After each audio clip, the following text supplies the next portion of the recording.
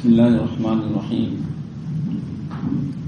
We all know very well that Allah subhanahu wa ta'ala does not forgive a person who has performed, who has kufr and shirk in him. Inna Allah la yaghfiru an yushraka bihi. Allah ta'ala will forgive that person who makes a partner with Allah. In every way, you must understand that shirk is in a different way you can perform shirk. Now, for example, when you're doing something, but you put Allah Ta'ala, something else with Allah Ta'ala. Shaitan was a person who was very, very close to the Faristas. His name was Azazil. And only for one reason that he was thrown out and became the fuel of Jahannam. What was the reason for that? Because of pride.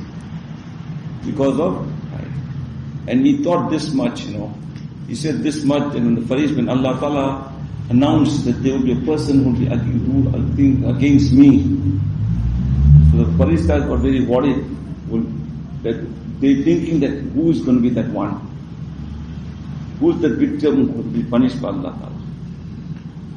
But then they decided they couldn't ask for Azazil, that was Shaitan, to ask him to make dua. Because he was a person who made so much ibadat in this world, he has so much of knowledge. There was no one else who made so much ibadat like him. So the Farishah went and told him that this is what it is, that this one person will go against the law of Allah. So make dua that we must not be from that person. Shaitan, it never crossed his mind that it's going to be him. This is what I'm trying to say, that this is one thing, why he did not think like that. Because he thought of his ibadat to be so much, I did so much of good deeds, I can never be from that.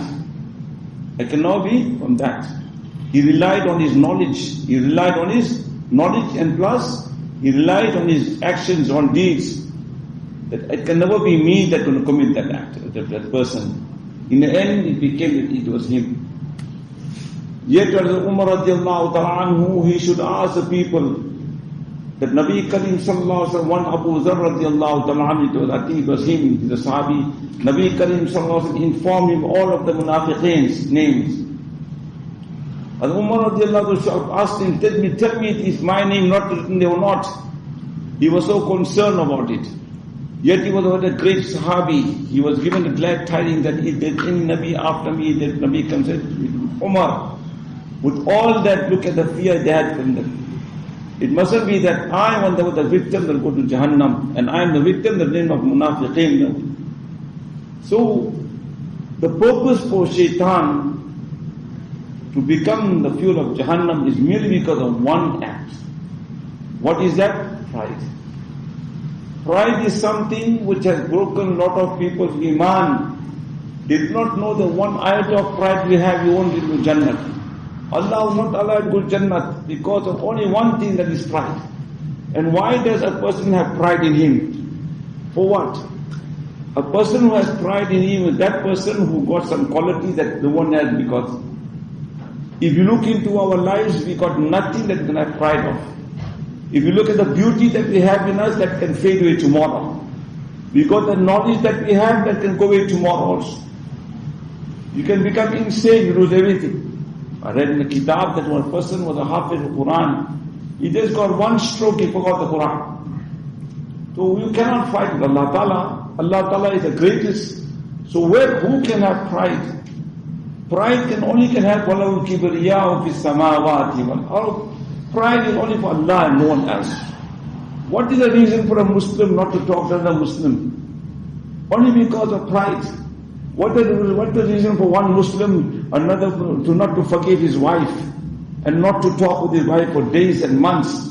It's because of pride. What is the reason for a person to get angry with his wife or a friend and whatever it may be, whosoever? Why they say? When you go to him and say, please talk to him, forget about it.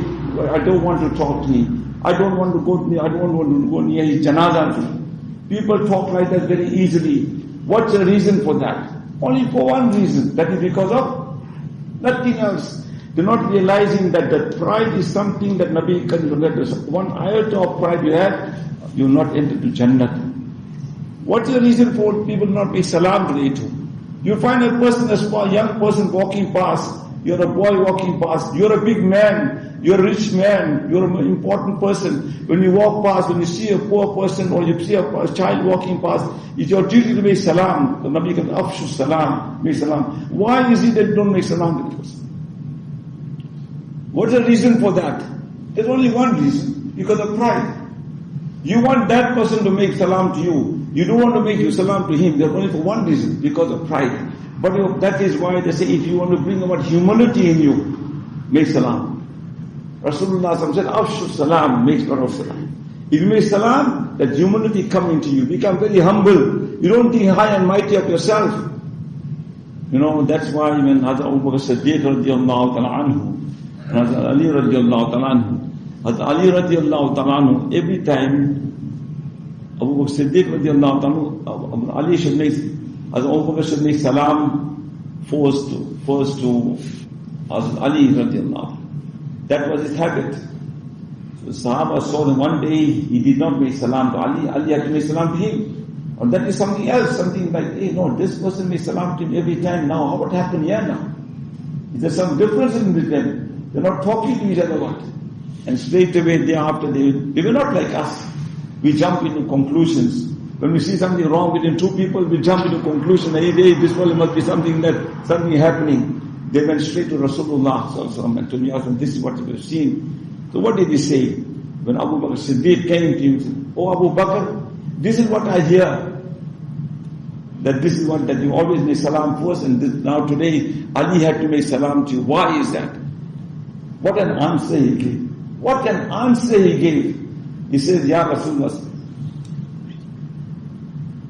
when Ali should make salam to me, when Ali should make salam to me, I saw, when I make salam to Ali, I feel the rahmat of Allah Ta'ala descend on me so much. Allah's rahmat descend on me so much, because to make salam is sunnah. To give jawab is farz. Remember, to make salam is sunnah. To give jawab is farz. Now wajib, whatever. So he said, whenever I make salam to Abu Bakr, Abu Ali, I see the rahmat of Allah Ta'ala descend on me so much. Today I want Ali to make salam to him, so the rahmat of Allah Ta'ala descend more to him. Now just imagine a person, if you only listen to this hadith, which I heard from my Shaykh, Hazrat Maulana Rahmatullah, that if you have this hadith in front of you, then you will learn to make salam to everyone. With everyone you make salam. Because to make salam is sunnah, but there's more rahmat than, because why is most difficult to give salam, make salam? It's very, you can, when someone makes salam to you, you can, hey, someone makes salam to me, that means you are someone, now you give jawab. But to make salam is more difficult than give salam. So very important, this must bring humility in us. And humility can only come into us to make salam. Spread salam as much as possible. Go outside, you're a poor man too. You just jump in, Assalamu alaikum. And remember, do not look down at anyone. That is called pride. Do not look. Then you came out, you read namaz now. When you go outside, you saw a person passing the masjid, you think to yourself, this person not in namaz. You have no right to think like that. You're looking low at him, but you must think that definitely he has performed namaz somewhere and somehow he's going to read namaz. Think good of a person, then Allah Ta'ala.